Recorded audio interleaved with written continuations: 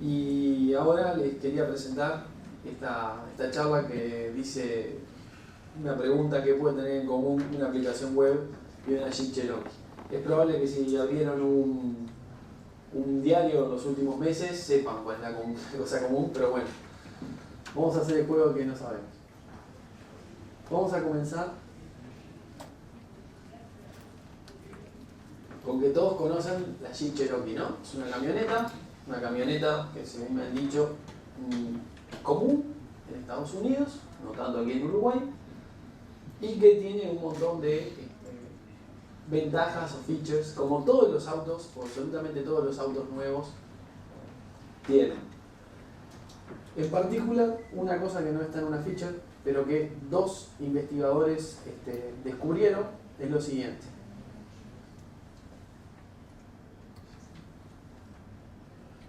¿Se escucha el audio? Okay, hold on. That's what I've learned from Charlie. It's not fun to have your 2-ton SUV's brakes hacked just as you're parking in front of a ditch. Okay, Le sacaron los frenos de alguna manera. That's what I've learned from Charlie Miller and Chris Valasek, Y fueron estos dos pair of muchachos. hackers who have spent the last year developing a piece of software that can wirelessly sabotage this 2014 Jeep Cherokee. Son dos It hasn't been hackers altered in any way. que There are no pudieron devices attached to it. sabotear la Cherokee. But like many thousands of Jeeps around the world, it can be remotely hacked over the internet through a cellular connection to its entertainment system that would allow someone to take over Y a se steering. puede hackear a través de lo que es la consola de entretenimiento y hacer cosas como lo que vieron ahí. Entonces le propusieron hacer a este periodista, le propusieron hacer un test drive, usarlo de muñeco, de cobayo, para que viera qué peligroso que era eso. Entonces lo mandaron a manejar la Cherokee por el medio de una autopista y le dijeron algo que es fantástico. Remember, Andy, no matter what No happens, importa qué pase, don't panic. vos tranquilo.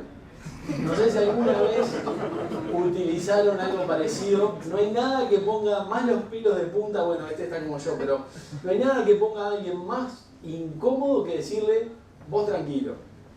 It's not the first time I've driven a car while it's being attacked. Igual ya los conocía. Años antes habían hecho algo similar con el Toyota Prius. Con la diferencia que ellos estaban adentro y estaban cableados al auto. Now they're sending the same sort of attacks remotely, and I have no idea what they might do. Pero en este caso está solo en el auto. No tiene ni idea. So first we're going to turn the fan on. Yeah, let's turn the fan on to Le van a prender el aire acondicionado. Es gracioso porque no es tu Cherokee. Something just turned on all the fans and AC and stuff. I didn't do that. The trick started small. Oh my god. That's a Después, picture of Charlie otra cosa and graciosa. Chris Le cambiaron in la foto. tracksuits that just appeared on the dashboard. But as I drove down the interstate, things started getting unpleasant. Pero después ya las cosas se empiezan a complicar. Le subieron la radio al máximo y bueno, le dejaron así, ¿no? No funcionan los controles. Igual es incómodo, molesta, pero de repente lo que hace, empiezan a limpiar los limpiaparabrisas. Acá ya el nivel de riesgo sube un poquito, ¿no? Y de hecho no ve bien y dice algunas cosas. Do it. Kill the engine. Y ahí va, ahora lo que le hacen es le matan el motor. Y básicamente la camioneta se les apaga. Aprieta el acelerador, no pasa nada. Slowed to a crawl. I turned on my hazard lights, but I was still Prendió stuck los in the right señaleros, lane. No shoulder. pero está en el medio de la ruta con el auto apagándose. Y entró en pánico. Entonces, escuchen esto. So loud. Dice, ya está, hasta acá llegué, sáquenme. The accelerator will work. It won't work! No va a funcionar el acelerador. ¿Y qué hago? You gotta turn the car off! Apagá y prendé. Esa es la solución. O sea, el que no le haya dicho a un usuario nuestro, vos tranquilo y apagá y prendé, es lo mismo que sucedió con esta Cherokee. Apagó, prendió y anduvo. Alright, I'm gonna pull over. Es muy gracioso. Cuando uno no está dentro de la Cherokee, es muy gracioso.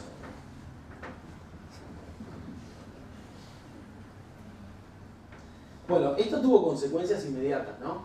Estos dos hombres que vieron ahí, el pelado era el CISO de Twitter, que tenía como digamos, hobby hackear autos, no era la primera vez que lo hacía, de hecho era como la tercera o la cuarta. Y ahora ya no es más CISO de Twitter, se dedica a esto, digamos, de forma más profesional incluso. Pero desde el punto de vista de Cherokee, uno de los problemas que tuvo Fiat Chrysler fue que luego que esto fue liberado al público y fue expuesto por los caminos correctos, avisándole a la autoridad de Estados Unidos sobre el problema, avisándole a Chrysler para que tuviera una solución, para luego después hacer el disclosure del problema. Una de las primeras consecuencias fue económica. La acción de Chrysler bajó. Eso fue lo primero. Después, la otra acción es que a la gente como que le da un poquito de miedo, ¿no? Pero bueno, yo no conozco a nadie que haya vendido la Cherokee por esto aún. ¿Y qué fue lo que sucedió por atrás? ¿Cómo fue el ataque? Porque uno lo ve y dice, ¡ah! ¿Pero cómo fue el ataque? Bueno, el ataque fue así. Como vieron, estaba la computadora esa a bordo, y esa computadora a bordo tiene una funcionalidad nueva que es que brinda Wi-Fi si estás en el auto. Estás en el auto, te conectás a la computadora, eso te da internet no gratis, paga, pero te da internet si estás en el auto. ¿Eso cómo se hace? A través de un chip de celular. ¿Qué fue lo que sucedió? Ese chip de celular, por algún motivo que ahora después vamos a hablar, quedó exponiendo un servicio. Ese servicio era accesible a través de la nube. Ese servicio a través de la nube lo que permitía era enviarle comandos a la consola del auto. A partir de enviarle comandos a la consola del auto, descubrieron una manera que podían actualizar uno de los chips de la consola, que es el que se comunica con el bus del motor. A partir de actualizar eso, de ejecutar el código de forma remota, lo que lograron fue empezar a darle órdenes al motor. Entonces le daban órdenes como el estilo, por ejemplo, estacionate, prende el airbag, prende las luces, y todo tipo de comando, digamos, que el motor podía, o sea, que el auto en sí podía soportar. Esto fue lo que sucedió para atrás. ¿Por qué sucedió esto? Bueno, por varias causas, ¿no? Acá hubo una sucesión de hechos bochornosos. Pero bueno, la vida en definitiva es un conjunto de circunstancias, ¿no? O sea que estas cosas circunstanciales, que son circunstanciales, pasan. El primer problema que hubo fue una configuración incorrecta del sistema operativo. Ese servicio estaba corriendo como root y escuchando en todas las interfaces de la computadora. O sea, en internet uno buscaba dentro de un proveedor de teléfonos celulares aquellos que tenían el puerto 6667 y era una Cherokee. Era una Cherokee que le podíamos mandar comandos que no sabíamos dónde estaba, o sea, no sabían dónde estaba, en qué parte de Estados Unidos estaba, pero lo que sabían es que podían matarle el motor. Después hubo un error en el diseño del servicio. Estoy seguro que a nadie, de todos los que involucrados en la configuración y el armado del auto, querían que ese servicio estuviera expuesto a internet. No era la idea. La idea era tener en la consola que pudiera manejar algunas cosas del auto, como por ejemplo mandarlo a aparcar. Esa era la idea.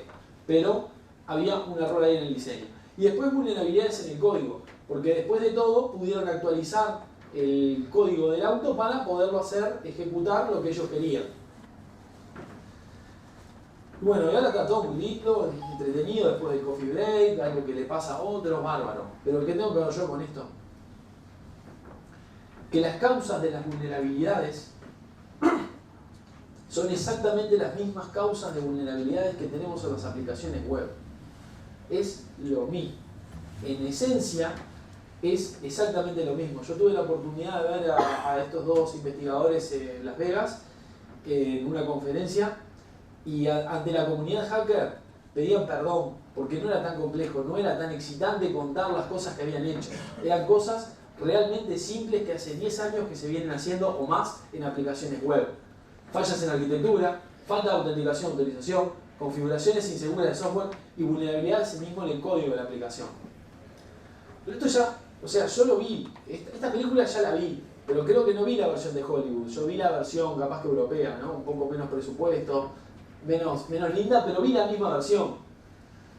Esto me hizo acordar a un pentest en el cual participé hace un buen tiempo atrás, que lo que sucedía era lo siguiente: era un web service con un acceso público por error. ¿No? El servidor estaba realmente ejecutando con privilegios altos y encontramos una vulnerabilidad en el código fuente. Entonces, les voy a hacer esta demo basada en hechos reales, que no es exactamente lo mismo, digamos, que le hicieron a la Chrysler, pero en una aplicación web.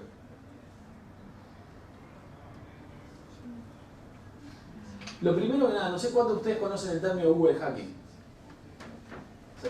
1, 2, 3, 4, bueno. Algunos conocen el término, la mayoría no. ¿Qué es Google Hacking? Google Hacking es que ustedes pueden utilizar consultas en Google para investigar un target, un objetivo. En particular, este pentest que estábamos haciendo. Entonces nos preguntamos, ¿qué habrá en Internet? ¿Qué sabrá Google sobre esta compañía? ¿Tendrá algún web service? Y nos llevamos la sorpresa de que sí tenía un web service. Y ese web service lo que permitía hacer era dar de alta usuarios. Pero ese web service no había sido puesto ni no estaba deliberadamente puesto en Internet, pero era necesario, porque había un sistema que era el que hacía la gestión de personas, que le daba de alta a los usuarios al otro sistema. Eso es lo que hacía. Entonces, ese web service era necesario, pero Google no tenía por qué saber de él. Entonces, a partir de que obtuvimos la URL de ese servicio, obtuvimos el WSDL, y con una herramienta como es SoapBuoy, lo que hicimos fue dar de alta un usuario.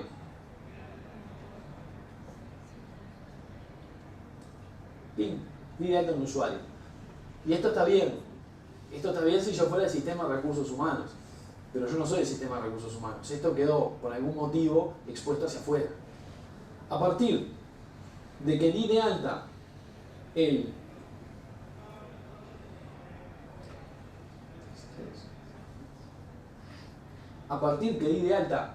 ese usuario, pude entrar al sistema. ¿Ok? Después que pude entrar al sistema, empecé a investigar un poco más y me di cuenta que una de las funcionalidades que tenía era que podía dar de alta un blog. Y ahí me pregunté, ¿habrán validado? Esto era para imágenes. ¿Habrán validado que lo que yo estoy subiendo es una imagen? ¿Qué pasa si subo un Excel? ¿Qué pasa si subo un JSP? Y lo que hice fue subir un JSP. Cuando subí el JSP, me di cuenta que se ejecutó. Y ese JSP que subí en realidad lo que era un backdoor, o sea, una puerta trasera. ¿Qué es lo que hacía? Básicamente, yo levantaba una de estas interfaces acá en mi máquina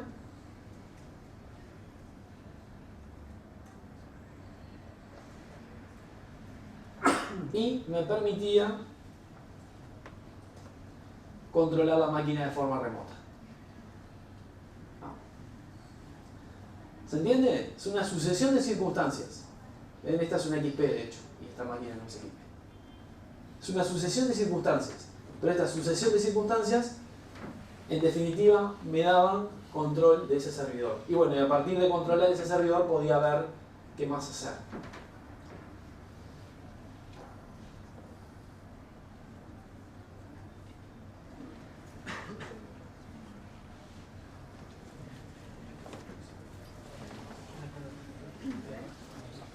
Entonces, como vimos, utilicé ese servicio web. A partir de ese servicio web obtuvimos una shell y bueno, y ahí terminó esta historia, aunque podía haber hecho cosas divertidas, como por ejemplo, yo tengo la shell acá, cd web apps hecho x25.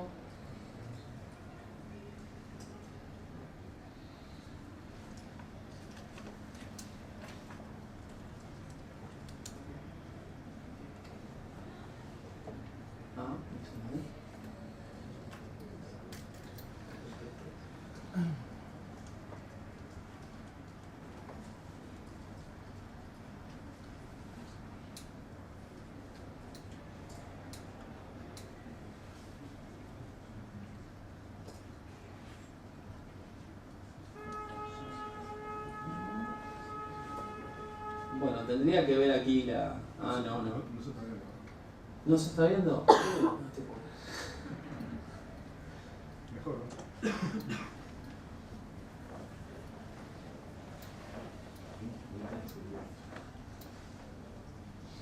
Ahí sí se está viendo. Sí. Lo que hice fue, ya que estaba acá, por ejemplo, le creé una URL más. Y bueno, podría hacer lo que quisiera con el servidor, ¿no? ¿No se ve? Yo acá puedo poner más.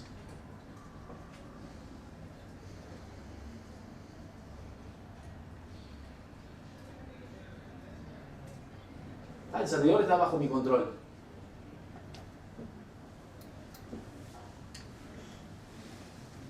Y acá sí todos estamos de acuerdo que esto es grave. Bueno, entonces, bárbaro, encontramos un problema y ahora, ¿qué hacemos?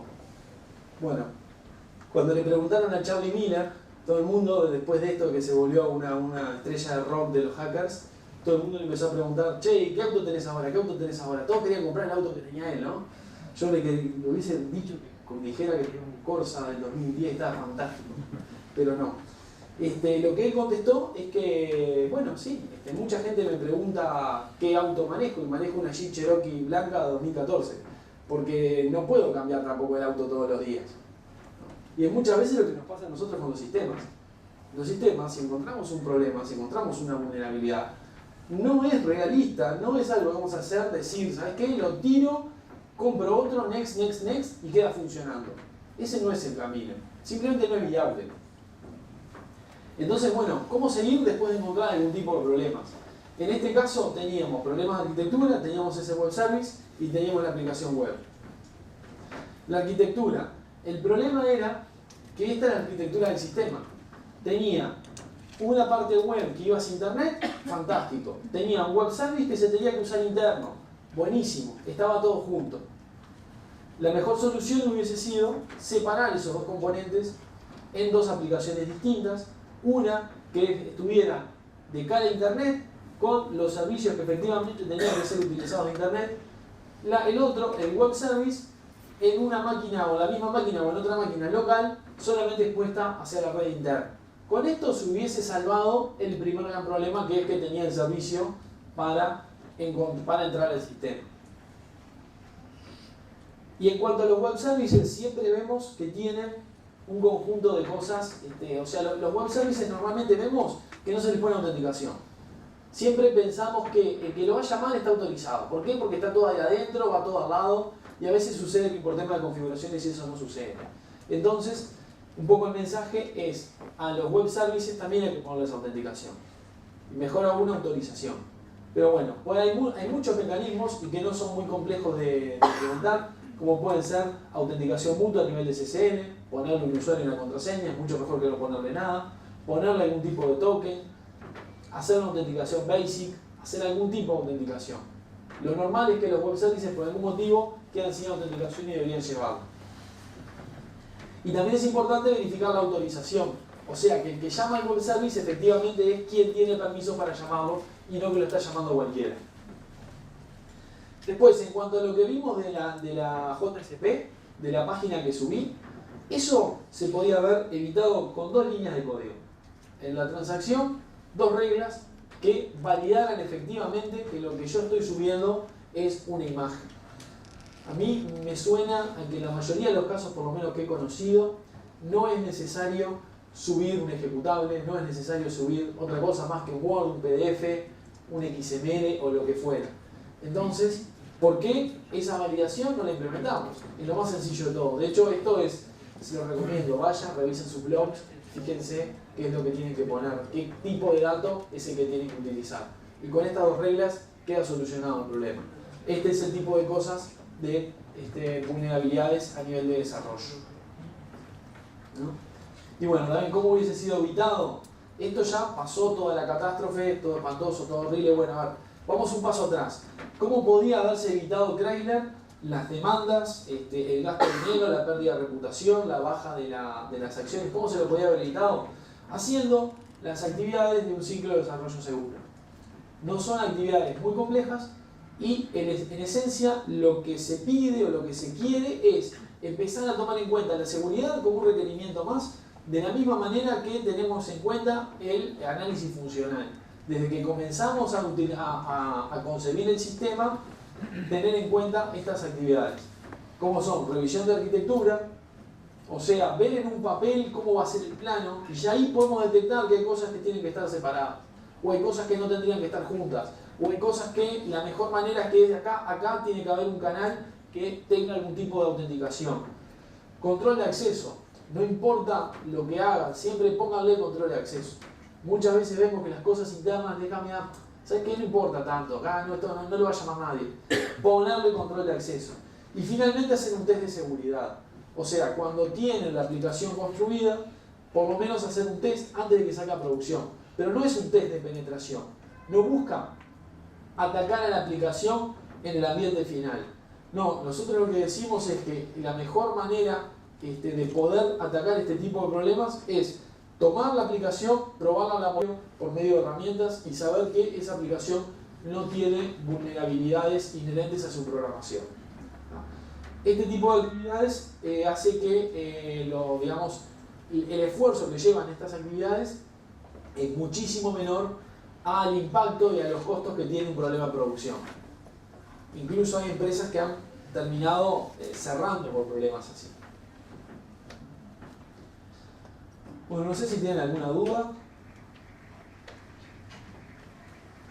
Bueno, muchas gracias. Sí, gracias.